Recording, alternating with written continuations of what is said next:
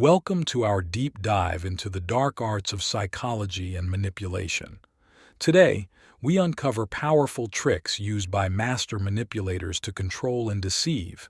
From iconic movie characters to real-life scenarios, let's explore how these techniques work and how you can protect yourself. Dark psychology refers to the study of human behavior as it relates to manipulation, persuasion, and coercion. It's the science behind how people control others, often for selfish or harmful reasons.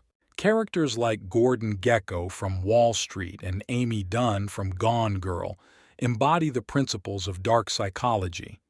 Their actions offer a window into the minds of manipulators.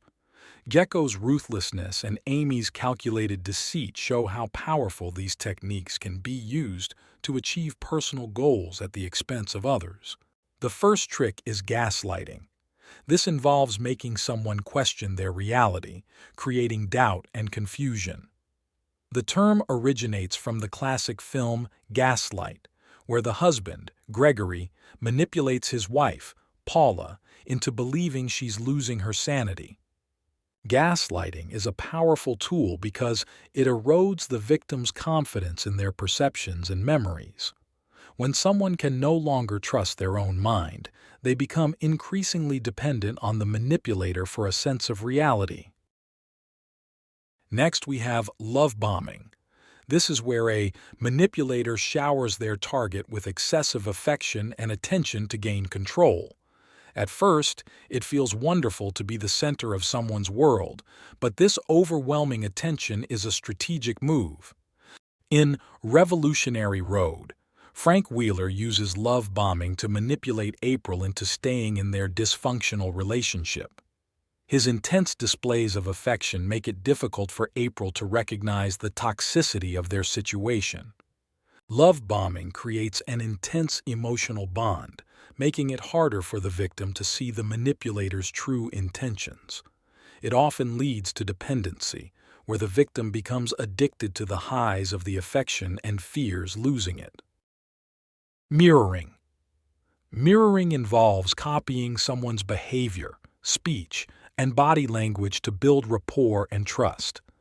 This tactic creates a sense of familiarity and comfort, making the manipulator seem like a kindred spirit. In Catch Me If You Can, Frank Abagnale Jr. uses mirroring to blend in and gain people's trust, allowing him to successfully con them. By adopting the mannerisms and language of those around him, he becomes more relatable and trustworthy. Mirroring can make the target feel understood and connected, making them more susceptible to manipulation. When someone feels that they are in sync with another person, they are more likely to let their guard down and trust them. Triangulation. Triangulation involves using a third party to manipulate the target, creating jealousy, rivalry, or insecurity. This tactic is about dividing and conquering, ensuring that the manipulator remains the central figure of authority and attention. Triangulation keeps the victim off balance, always seeking the manipulator's approval and attention.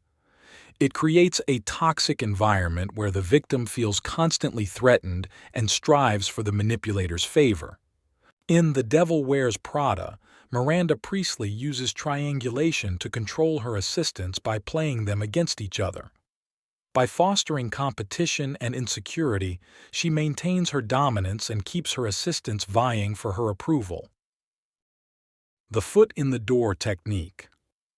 The foot in the door technique involves getting someone to agree to a small request first, making them more likely to agree to a larger request later. This technique leverages the principle of consistency, where people want to remain consistent with their previous actions. In The Wolf of Wall Street, Jordan Belfort uses this technique to lure clients into making small investments, which he later escalates. By getting a small commitment first, he paves the way for larger and riskier investments. This technique works because once someone has agreed to a small request, they are more likely to comply with a larger one to stay consistent with their initial decision. It's a gradual process of increasing demands that leads to significant compliance. Emotional blackmail. Emotional blackmail involves using fear, obligation, and guilt to control someone's behavior. The manipulator creates a scenario where the victim feels they must comply to avoid negative consequences. Emotional blackmail can be incredibly effective as it preys on the victim's emotions and vulnerabilities. It creates a coercive environment where the victim feels trapped and compelled to meet the manipulator's demands. In Breaking Bad, Walter White manipulates Jesse Pinkman through emotional blackmail, exploiting their complicated relationship. Walter uses Jesse's sense of loyalty and guilt to control his actions and keep him involved in illegal activities. The halo effect. The halo effect involves leveraging one's positive qualities to gain undue trust and influence. When someone is perceived positively in one area, it can spill over into other areas, making them seem more trustworthy or competent than they actually are. In House of Cards, Frank Underwood uses his charm and political acumen to gain power, masking his manipulative nature. His charisma and public persona create a halo effect that blinds others to his ruthless tactics. The halo effect can blind people to the manipulator's darker motives, making it easier for them to exert control. When people focus on the positive traits, they are less likely to question the manipulator's intentions and actions. Dark psychology and manipulation tricks can be powerful and dangerous. By understanding these techniques, you can protect yourself and navigate the complexities of human interactions more effectively. Thanks for watching. If you found this video insightful, don't forget to like, share, and subscribe.